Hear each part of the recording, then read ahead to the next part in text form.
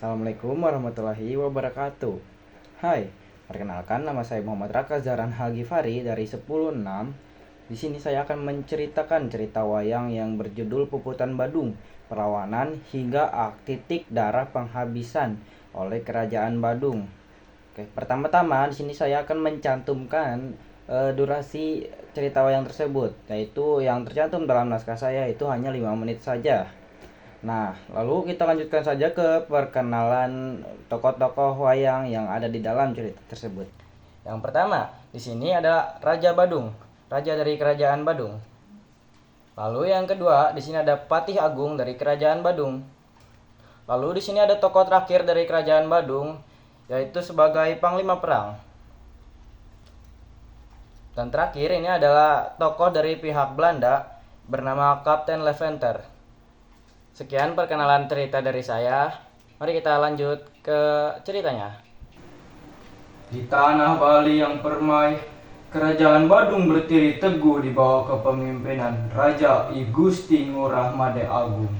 Namun, kedamaian itu terguncang ketika pasukan Belanda datang menuntut penyerahan. Tak ingin kehilangan kehormatan, sang raja dan rakyatnya memilih puputan, perlawanan hingga titik darah terakhir. Malam ini, saksikanlah kisah keberanian dan pengorbanan ketika Badung bertempur bukan untuk menang, tetapi untuk menjaga harga diri dan warisan leluhur.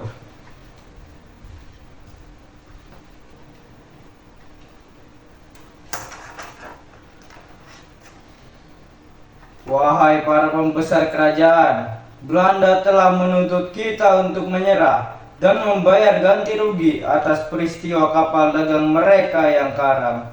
Mereka ingin kita tunduk pada kekuasaan mereka. Apa pendapat kalian?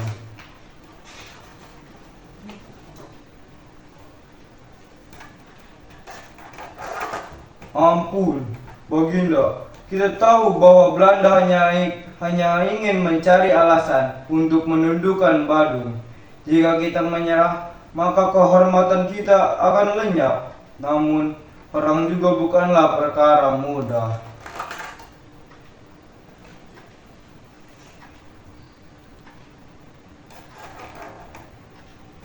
Hamba setuju.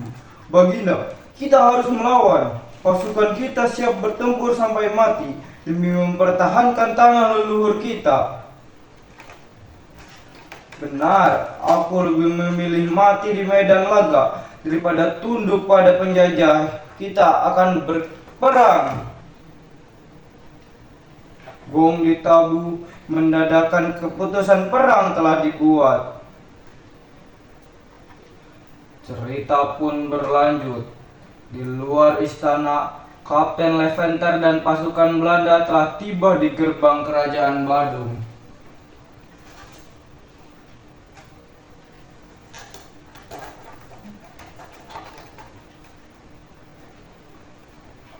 Raja Badung, aku membawa perintah dari pemerintah Hindia Belanda. Jika engkau menyerah, kami akan menjamin keselamatan rakyatmu. Namun jika engkau melawan, kami tidak akan memberi ampun. Raja Badung keluar dari istana berdiri tegap di bawah pasukan Belanda.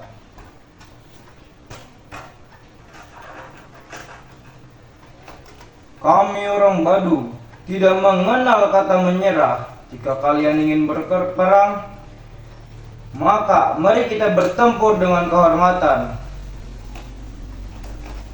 Kapten Leventer marah dan memberi isyarat kepada tentaranya untuk bersiap menyerang.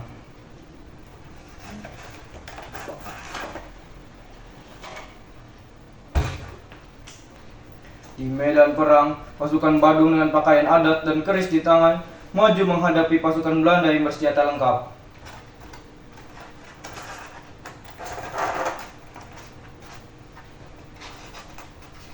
Wahai rakyat Badung, hari ini kita berperang demi harga diri dan tanah leluhur kita. Lebih baik gugur sebagai ksatria daripada hidup dalam penjajahan.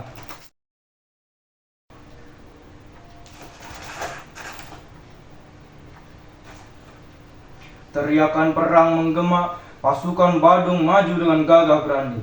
Namun, Belanda dengan senjata api mereka menembak tanpa henti. Rakyat Badung, termasuk perempuan dan anak-anak turut berjuang. Mereka lebih memilih mati daripada hidup dalam kehinaan. Raja Badung akhirnya gugur di medan perang bersama para pembesar kerajaan.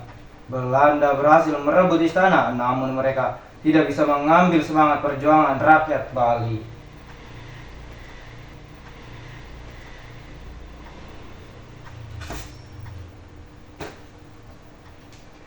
Di reruntuhan istana Badung, Kapten Lavender berdiri sambil melihat mayat-mayat para pejuang. Mereka lebih memilih mati daripada menyerah. Sungguh bangsa yang luar biasa. Aku tidak pernah melihat keberanian sebesar ini sebelumnya.